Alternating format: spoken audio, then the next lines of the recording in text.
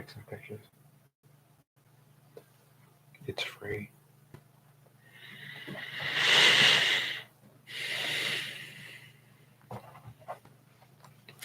Well, gentlemen, the Utah Jazz have done it again. They dropped a big one. Not necessarily a big one, just a game. And things were leaving much to be desired. But it's okay because this was more or less what we expected from them. Though this was a return game for Lauri Markkinen, which was a slight surprise. I mean, not at the same time, considering the fact that he did play just 2 games ago, and this is the first one back after taking off that last game. That said, he played the most minutes in this one for the Jazz, 35 minutes, 47 seconds, basically 36 minutes. He was an abysmal 6 for 20 from the field, 30% shooting, 1 of 9 from 3. It got ugly. But he was 8 of 8 from the free throw line. He had 3 boards, 2 assists, 2 steals, no turnovers, 21 points, which led the team. And then he had a box score plus minus, which was the second worst on the team at a negative 19. Taylor Hendricks was playing in 28 and a half minutes of the game, 2 of 4 from the field, 1 of 3 from 3.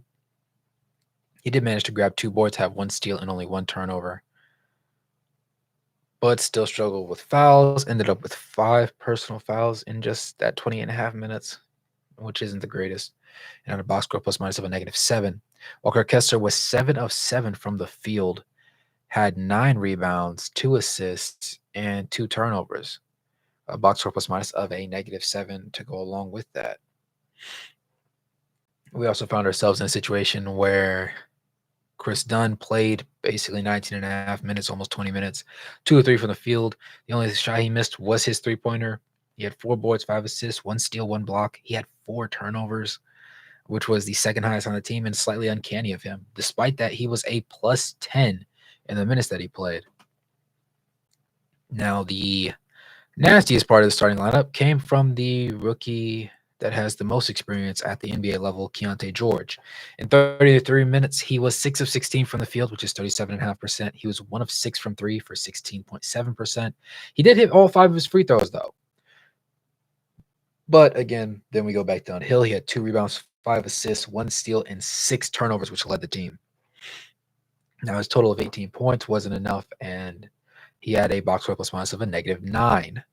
Off the bench, you would find that Collin Sexton had the most success out of anybody when it came to scoring the rock. He shot the highest percentage on the third most shot attempts today. He hit the most field goals while attempting the third most shot attempts today. 9 of 14, 64%. He did miss all 3 of his threes, though, but he did hit both of his free throws. He had 4 boards, 5 assists, and 3 turnovers, which isn't great, but we were incredibly turnover prone today. Team as a whole had 18 of those bad boys. He had 20 points and a box score plus minus, which was the actually worst on the team at -21.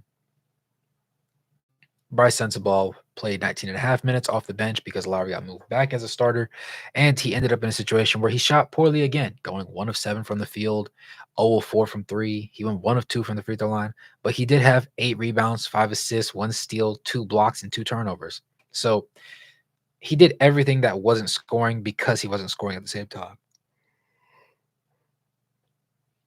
which says a lot to his character and just his development as a rookie in general. His box score plus minus was a -5. We saw Omer Yurtseven in 20 and a half minutes go 4 of 7 from the field, 1 of 2 from the three-point line, 1 of 2 from the free throw line. He also had 5 boards, 2 assists, and no turnovers for a total of 10 points, by the way, and a box score plus minus of a -9. Johnny played in 7.5 minutes, was 0 of 1, that one shot being a three-pointer, and then he had 3 personal fouls in that same 7 minutes, which was curious, but, it happens, so it is what it is. Mr. Potter was 1 of 2 from the field, and Kyra Lewis Jr. was 0 of 2 from the field. Combined, they had 1 rebound. They were 0 of 1 from 3. They had 3 assists and no turnovers. But it was too little, too late. And that 6 to 7.5 minutes that they played on the court, it was effectively meaningless. Overall, just a shoddy game. There wasn't much to be learned out of this one because again, Keyonte George shot poorly. Bryce Ball shot poorly again. It was nice to see Bryce, do other things well. That was a good step in the right direction. But at the same time,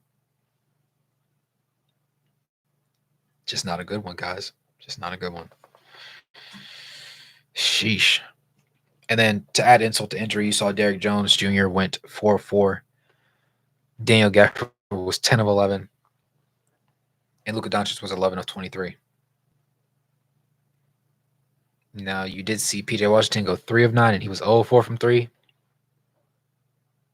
As well as Kyrie Irving in 34.5 minutes, going 7 of 19 for 37% and 2 of 8 from 3. So I guess that's, pretty solid. But it doesn't matter when Kyrie Irving had the highest box score plus minus of any player on either team with a plus 37. Here to here first, folks. Plus 37. Daniel Gafford was second with his plus 25. Going 10 of 11 from the field, 4 of 6 from the free throw line.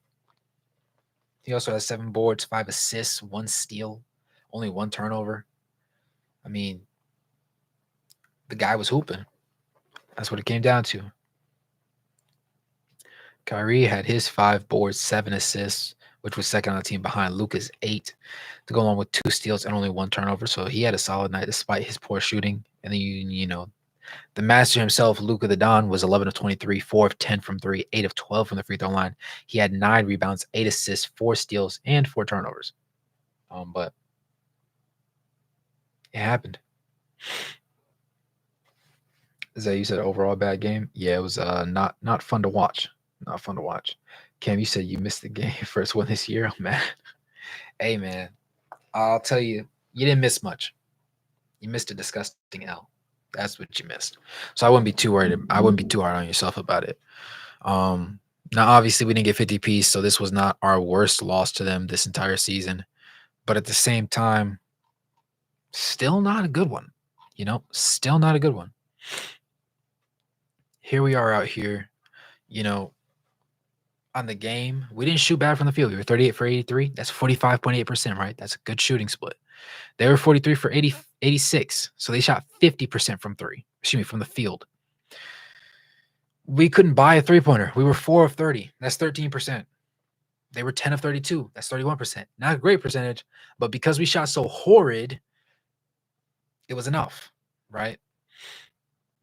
They were 17 of 28 from the free throw line. We were 17 of 19 from the free throw line. So really they could have got a lot more out of us. We also managed to lose the rebound battle pretty substantially. They had 11 offensive rebounds to our 5. They had 32 defensive rebounds to our 33. And then overall, they outpaced us 56 to our 45. Assist-wise, they paced us out again as well, 33 to 29. And then steal-wise, they had 12. We had 6. They took care of the ball a lot better than we did. You saw them have 3 blocks.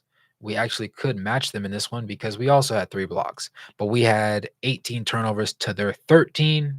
And their worst player was singularly Luka Doncic, who played 34.5 minutes. And just really got after it the entire time. Shot efficiently from the field and everything. So those 4 turnovers are relatively excusable on his part. Overall, just packed up, smacked up, and that was all she wrote. That was all she wrote.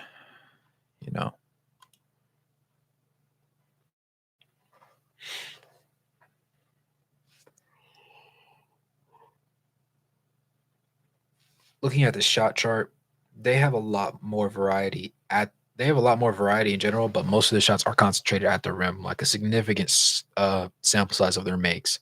For us, though, a significant enough sample size of our makes is right there at the rim, but you have some more in the paint area that's not the restricted area.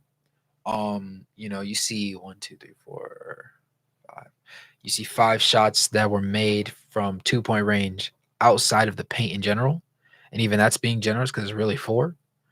And then we went 1 of 4 from the left corner, 1 of 3 from the right corner, 1 of 6 from the right wing, and then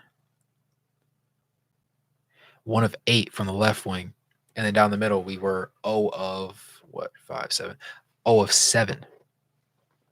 So shooting was not our strong suit today, guys, by any stretch of the imagination. And that's what made it terrifically worse. If I pull up Lauri Markkanen's numbers, Lauri missed all of his threes from point blank range, basically. Like up on the 3-point line, basically cradling that thing. And he just didn't have the effectiveness to get it in. He missed 3 on the left wing, 4 down the middle, 1 on the cusp of the right wing, and then the one that he made was from the right wing dead center.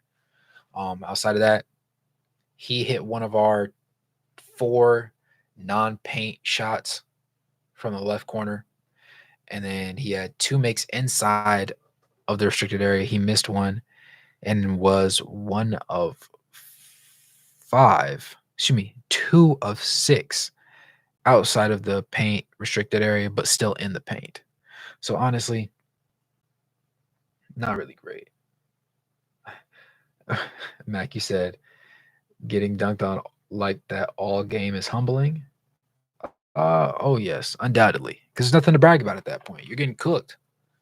You have no choice but to accept what it is. Shout out to Walker Kessler, I guess, because alongside Collin Sexton being the only effective offensive weapon, Walker Kessler was 7 for 7 at the rim, which I love that for him. You know. Meanwhile, you have Omer Yurtseven with his 10 points today, going 3 of 5 at the rim, but he did go 1 of 2 from the right corner. So progress, and he can hit that shot on a consistent basis, so I trust it. Bryce Sensabaugh struggled mightily today, though. His one make was just inside of the free throw line. He missed one shot in the paint restricted area. He missed one just on the outside in the left to the right corner, and then he missed all 4 of his threes. So that 1 of 7 was not very pretty. It was just it was an experience, for lack of better phrasing. THT sat this one out, though. We found Taylor Hendricks in the right corner. He missed 1 3. In the left corner, he went 1 of 2. And dead on, he hit a shot at the rim in the restricted area. That's somebody that I did want to talk about. I can start with Collin Sexton. Collin Sexton missed 2 threes at the top of the key. Missed one from the left corner. Missed what appeared to be a calm jumper from basically the elbow. He made 2 of the 4 makes that were outside of the paint area in total. And then he made all 4 of his attempts that were inside of the paint but outside of the restricted area, going going 3 of 4 at the rim in the restricted area. So overall, a very good game by Collin Sexton. He knew he wasn't hitting threes today, so he didn't force them. Meanwhile, Keyonte George, a whole lot of swell human being right there, Basically, right wing 0 of 3, left wing 1 of 3.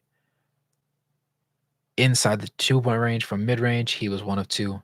Inside the paint, but not in the restricted area, he was all of 2, 4, 6, 8. He was 4 of 8. And then at the rim, he hit all the rest of his. Excuse me. He did not attempt one at the paint, so he settled short, basically. But, it was what it was. It couldn't be controlled. It couldn't be changed. It's just part of life for him now. But hopefully those inconsistencies kind of go away. I thought he was going to bounce back this game just a little bit. It didn't happen. But it's okay because he'll have opportunities to prove himself right later on down the road.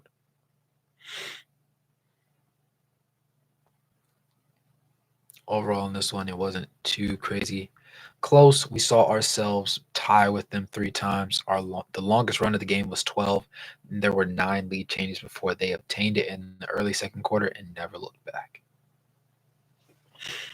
What's good, Jackson? My guy. Let's see.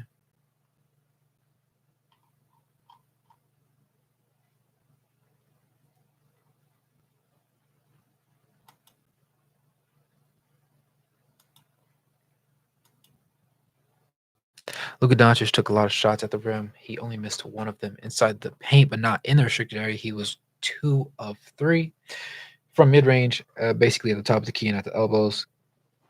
He was 0 4. He missed one right corner three. He missed one right wing three. He missed.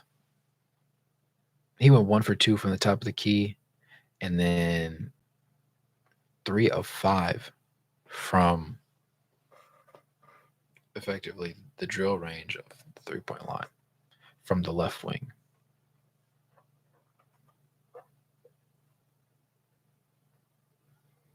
All in all, it wasn't too bad of a situation for him, but it just wasn't, particularly great. With that being said, things will likely be better in the long term, but right now we're just in another rough patch. The Utah Jazz were going to be tough. And by tough, I mean tough to come by winning games. We knew this was going to be a situation that was going to happen pretty consistently, but it still sucks that it has to happen now. It's the reason why a lot of people don't particularly love watching it.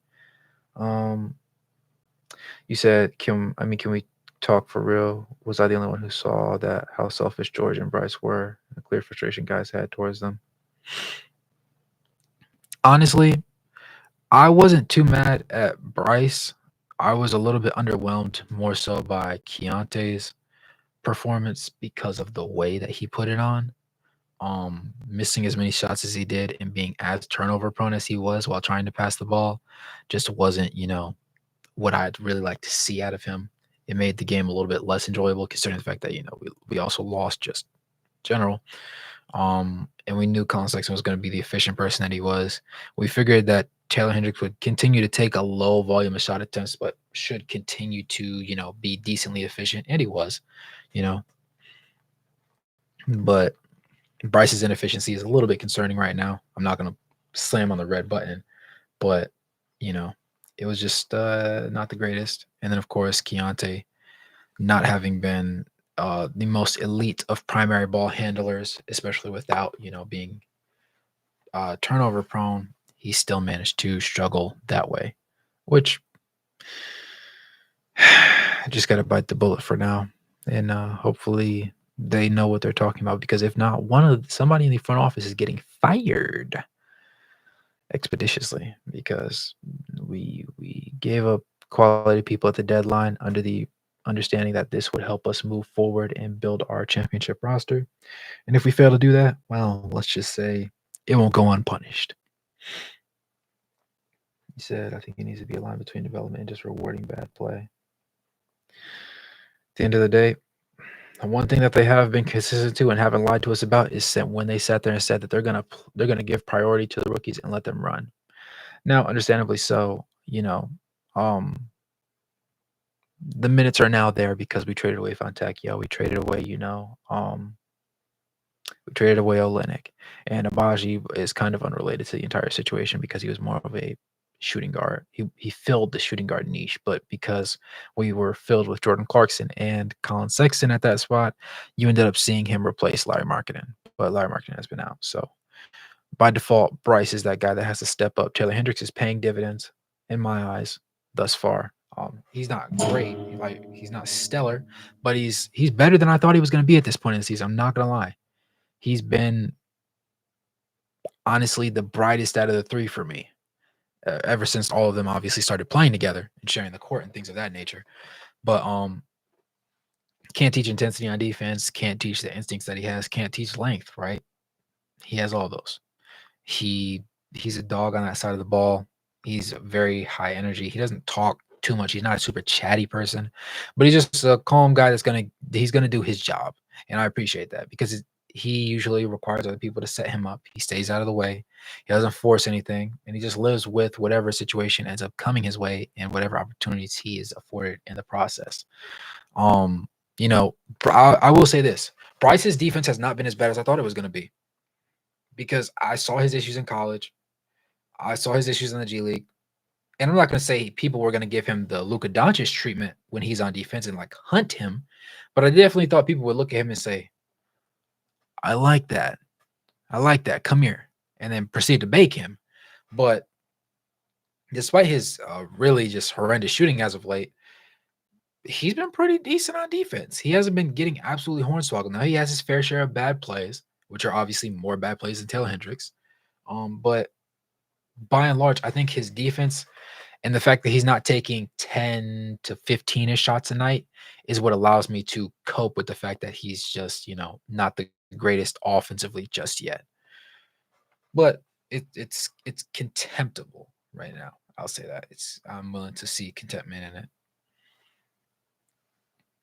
Overall, the Jazz have they have a road. They have a road. I don't know. I can't tell you how long the road is. Can't tell you how difficult it's going to be. But they have themselves a road. And the end is way down the line. It's way down the line. But nevertheless, they got to be successful in their own ways. They have to continue to gain more data, put guys in more uncomfortable situations, see how they respond. Because realistically, this is the only season now, bar last season, of course. There's only one season. This is our last sample size of games where you can be terrible and people will excuse you for it, right? They're gonna be like, oh, well, they said they were gonna play their rookies, so they lost today because they played their rookies. Their rookies shot bad. Well, they did say they were gonna play their rookies, right? You're getting that. You're getting that pass. That's the pass that Danny Ainge bought for the team, right? Now, the thing is, it has to work. You can't go into the next season with a decent roster and Will Hardy puts everybody on the same plan, builds the chemistry, gets everybody on the same page, and you say at the trade deadline, well, we can't find another star to pair with everybody, so who wants to get traded? Like, you can't do that. I mean, you can, but it'll be very short-lived because nobody's going to be rocking with that. It just comes down to the person and the situation, but by and large, I would say, in this one in particular, with the rookies on the court, understandably so, they're not the best winded individuals. They're not the most disciplined across the entirety of a game. But nevertheless, they start out, the first quarter strong, end of the first quarter strong, came into the second quarter, and it wasn't terrible in the beginning, but then it went downhill quickly. And on the back half of a back-to-back, it was curtain calls pretty early tonight. Jackson, you said you're back. What's good, my guy? You said Jazz looked good earlier, but bad later. Yeah, agreed. And the Hoop Fest, you said the guys look fatigued. Yeah, back end of a back-to-back, the rookie's still trying to, adjust and be better at their craft, just be more consistent and find their role and what they should be doing. It took Hoop Fest, I just saw that. Is it crazy that at a certain point I kind of thought the same thing? I was like, man, if I let my braids down in the back, Taylor Hendricks was like, he could be related to me. He could be my cousin. Our past few games, we could just not get rebounds. The thing was, last game, even there was a lot of boards that we probably should have got, but we still ended up winning that rebounding battle. This is the first time in quite a few games where we substantially lost. We lost the rebound battle by 11. They had 6 more offensive rebounds than us. Now, I'm not saying that would have won us the game, but it's a pretty substantial sample size. I'm not going to lie. Also combine that with the fact that we went 4 for 30. They went 6 for 32. That's bad. That's bad. If you want to play a numbers game of losing by 16, okay, let's say we made, the 6 more threes that they did. That's 18 points. So you make 5 more. That's still 15 points. That's a tight game. And the whole thing's flipped on its head, right? Because they didn't even shoot league average. They shot bad. But that's not what we got out of the situation. It's just heinous vibes after heinous vibes after heinous vibes.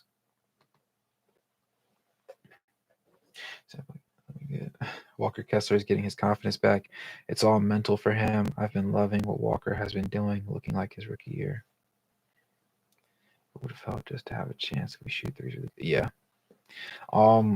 Yeah, this is a game that I need to see Walker Kessler replicate. I need to see him be very dominant in the paint, assert his will, understand that if the paint's there for the taking, if the rim is available, go ahead and take him. Isaiah Thomas played his first game with the Suns. They signed him for a 10-day contract, actually, after 4 games with our G League affiliate, cutting up and Jason Preston allowing that man to do his thug dizzle. Um, he only played, I think he played 2 minutes and had like one missed shot and then a assist, but still. Past the game's been physical? Yeah.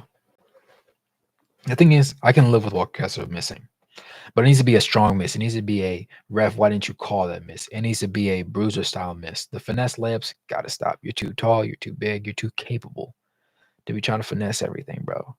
Make them earn it. If they're gonna send you the free throw line, I need you to hit at least one of those 2 free throws, right? Can't be shooting 40, 49, 48% from the free throw line.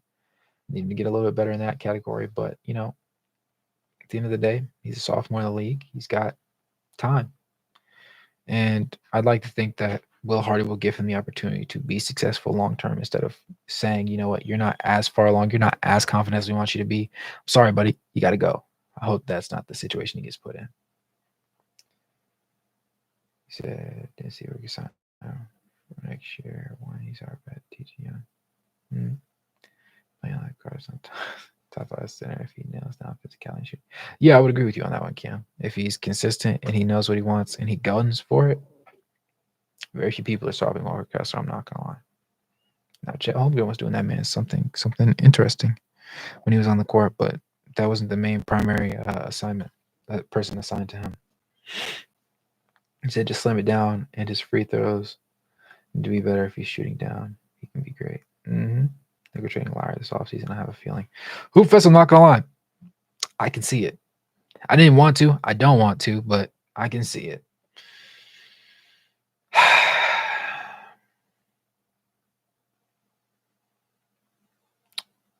I could see it. I can definitely see it happening. I don't want it to happen, but I can see it happening more and more as time continues on. I'm not gonna lie. But yeah, guys, there wasn't particularly, bright spots for us to talk about, unfortunately. It was just kind of like is it was just showing up. It was just showing up. The Jazz lost this one. Not a lot of great shooting from anybody. Collin Sexton was the only good shooter, and even he couldn't save the 3-point shooting that we had. But at the same time, pretty solid, pretty consistent. I wish they sent me into my birthday with a little bit more of a treat for reference, And I'm on the East Coast, so in 12 minutes, I will be almost a quarter century old. I'll be 24. So, but I'm not going to be up thinking about how energetic and how be about the Jazz remainder of the season because but Collin Sexton put up some points, so it looked nice. You know what I'm saying? It looked nice. It was calm little vibe. Appreciate you, Jackson. Appreciate you, Incognito. We had fun, man. We had fun. But yeah, I mean, going forward, I hope that Keyonte rights his wrongs, gets a little bit more successful. We'll see how it adjusts with time. Bryce, I expect his shot to get a little bit better. I don't think he's going to shoot terrific end of the season, but I should expect him to get out of the slump that he's in. He's doing a lot of other things, offensively, rebounding, getting assists, making the extra pass when he knows he doesn't have it, just being an all-around team player. And defensively, he's not the biggest liability I've ever seen, though his conditioning could use a little bit of work. I trust it. And then, of course, we know how I feel about Taylor Hendricks. I'm very fond of Taylor Hendricks, very big on Taylor Hendricks. He said he's not having a birthday party. Bro, he's lame. It'd be like that. It'd be like that. I like Stephon Castle in this draft. He might drop down. I'm probably gonna get like a 9th pick. I can see it. I can see us getting as high as 7th. I think that's pretty reasonable. If the Jazz playing, we're at home. We're going to get to. Yeah, I probably won't end up doing it this year. Originally I was planning to after the trade deadline because actually I was supposed to come out. I think what was the original plan, guys? It was like last weekend, around March 16th. I think that's when it was. But if things look promising, we don't have to be a great team next year, right? That's not what I'm expecting by any stretch of the imagination. But if we can be a competitive team that's built to last and compete and just play good games, I'll come and watch us lose. But it got to be a darn good loss. Can't be out here getting clapped up by 18 points and then just like, oh yay! It's a terrible spend of money. He said next year's gonna be painful, but it'll probably be worth it. It better be worth it, or else Danny Ainge's reputation is gonna take a hit, and we know how he feels about reputations and numbers. He doesn't play with his, but inevitably it's likely to occur. But that's okay because everything comes with time. But like always, I appreciate you boys taking time out of your busy schedules and busy nights to pop into the live and check in with your boy. You said savior when Lauri is on the court. Appreciate you picking the diamonds out the rough. Always reassuring to hear your takes. I try, Mac. I try. And thank you, sir. I appreciate it. Jazz, Suns or Luka Suns. The Suns got it bad. The Suns got it bad. We never pressed Luka. Luka's he just be whooping on us. We gotta take it for now. But yeah, I appreciate y'all boys. Thanks for tuning in to the live stream. Make sure to like the video, comment your thoughts below, subscribe, and turn on post notifications, and become a member to help support the channel. With that being said, it's your boy Wraith Hoops. This has been another live stream. As always, good morning, good evening, and good night, no matter where you are on the globe watching. Thanks for tuning in, and I'll catch you guys in the next one. Peace. Ooh, Jackson, that's a spicy one. I see that hot take. That's spicy. We'll get to those later.